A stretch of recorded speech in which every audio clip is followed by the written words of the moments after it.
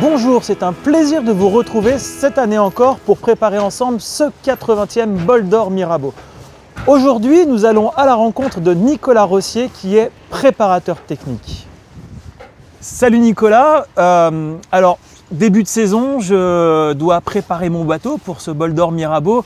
À quoi dois-je faire attention pour avoir un bateau qui fonctionne?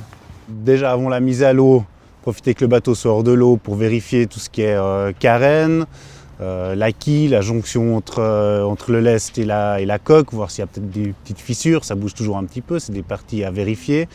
Le safran, un peu les appendices. L'état de surface de la carène, ça reste, le Bol d'Or Mirabeau reste quand même une régate, même si elle est assez populaire. Donc je dois faire attention, état de surface de la carène, avoir quelque chose, pas d'aspérité. Quelque chose de propre. Alors c'est sûr, quand on met son bateau à l'eau en début de saison, on va refaire en général une couche d'anti-fouling, ça sera assez propre. Le rôle de l'anti-fouling, c'est... Alors le rôle de l'anti-fouling, c'est vraiment que les algues ils adhèrent pas, que la saleté n'adhère pas sur la coque. Ça ne va pas empêcher de devoir faire un petit nettoyage la veille du Bol d'Or Mirabeau ou quelques jours avant. Ça dépend aussi un peu de la température de l'eau. C'est sûr que si l'eau est chaude et que l'anti-fouling est peut-être un peu ancien, ça accrochera plus que si l'anti-fouling est tout frais et que l'eau est froide. D'accord, merci. Sur le pont, je repasse mes écoutes, je vérifie tout ça. Quels sont les points importants à vérifier pour ne pas avoir de casse? Alors sur le pont, les points importants sont déjà dans l'accastillage. Typiquement les winches, c'est vrai que les winches, tous les bateaux quasiment ont quand même des winches, ça reste des parties mécaniques, c'est des pièces d'usure, c'est des pièces normalement qu'on vérifie au moins une fois par année. En général, on le fait en début de saison ou en fin de saison s'il y a des pièces à commander, comme ça on peut avoir un petit peu de temps.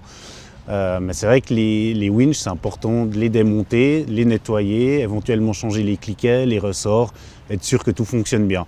Ensuite, il y a tout ce qui est poulie. Alors là, en général, on voit assez vite si une poulie est un peu endommagée ou pas. Ça se voit sur l'état du réa, peut-être sur des billes. Tout ça, c'est des choses aussi qui peuvent s'entretenir. On peut changer les billes sur les poulies, ça se fait, il n'y a aucun problème. Et évidemment, les cordages. Sur un voilier, les cordages ont quand même une grande importance, que ce soit les drisses ou les écoutes. Vérifier quand même l'état du cordage, si la gaine est peut-être usée à l'endroit typiquement des winches ou sur les taquets. Ça, c'est quelque chose quand même à bien vérifier. C'est vrai qu'un cordage, il aura une usure qui sera peut-être pas forcément linéaire. Au début, on va peut-être s'user assez vite, ensuite ça va peut-être se stabiliser un peu. Et là, à un moment donné, la deuxième usure, celle-là, elle sera très vite fatale.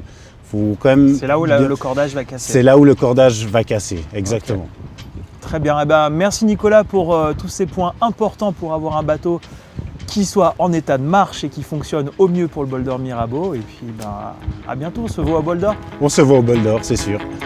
Merci.